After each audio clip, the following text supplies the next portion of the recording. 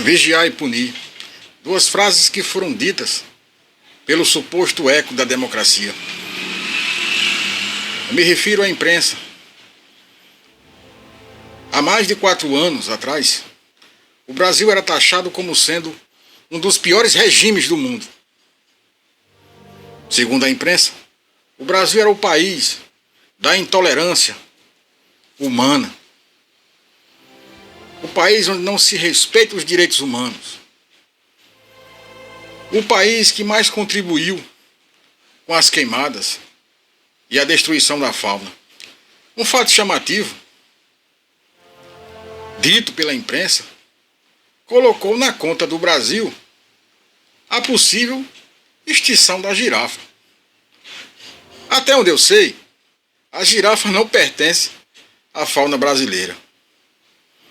Recentemente, o STF prevê a responsabilidade de veículos de imprensa por entrevista com supostos indícios de falsidade. Ou seja, os veículos de informação jornalística podem ser responsabilizados por declarações, melhor dizendo, de entrevistados. Isso é extremamente pernicioso para a nossa democracia. Vamos a um breve histórico sobre a lei de imprensa no Brasil.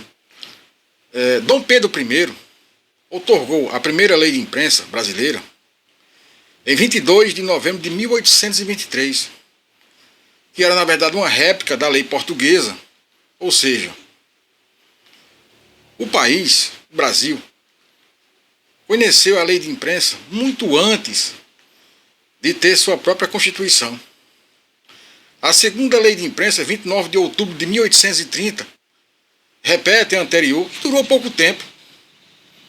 Não tem como falar em liberdade de imprensa plena em uma época marcada pelo período escravocrata vivido no país. Mas se mesmo assim havia muitos jornais satíricos da época que faziam críticas ferrenhas ao imperador, políticos e à aristocracia da época. A primeira lei da República só veio em 31 de outubro de 1923, que regulava a liberdade de imprensa e dava outras providências, entre as quais o direito de resposta proporcional ao agravo. Isso veio no futuro, tem amparo na CF 88, direito de resposta proporcional ao agravo. Em 1967, houve uma regulamentação da lei de imprensa. Em 2009, houve uma nova interpretação e regulamentação da lei de imprensa. E isso já feito pelo Supremo Tribunal Federal. E há pouco mais de 2 dias, tivemos um novo entendimento sobre a lei de imprensa no Brasil. Isso foi um breve histórico. Me lembro claramente do ano de 1985, quando a Rádio Tabajara anunciava, através de suas ondas eletromagnéticas, a todo o estado da Paraíba, eu com apenas 10 anos, informava a mudança de regime do país, do pseudo-regime ditatorial para o suposto regime democrático de direito. Pleno, total. Em 1992, o então presidente Fernando Collor de Mello, acusado de corrupção e desvio de dinheiro público, esse fato, na época, mobilizou toda a juventude, inclusive eu, lá estava.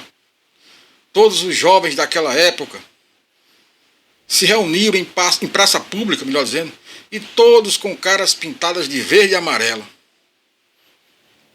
pediram o impeachment do ex-presidente Fernando Collor de Mello por corrupção,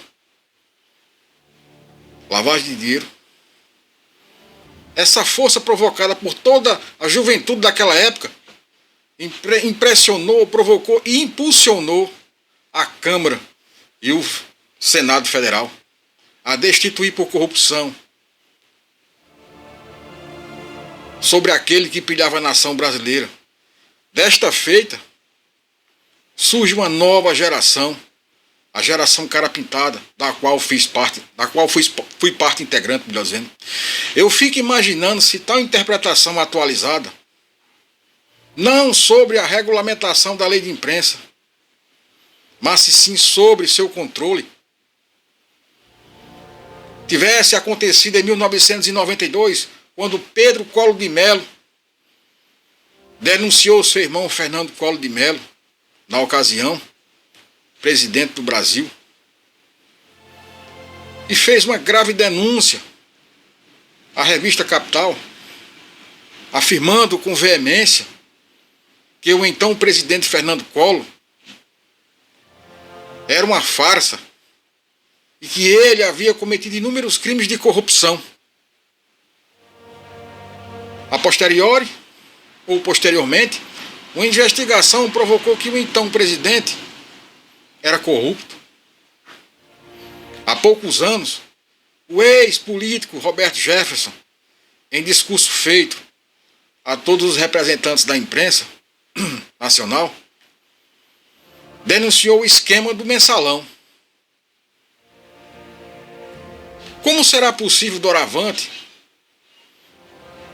que tais denúncias sejam vinculadas na imprensa para posterior investigação, onde nesse momento temos uma insegurança jurídica no que diz respeito ao quarto poder, o poder de imprensa.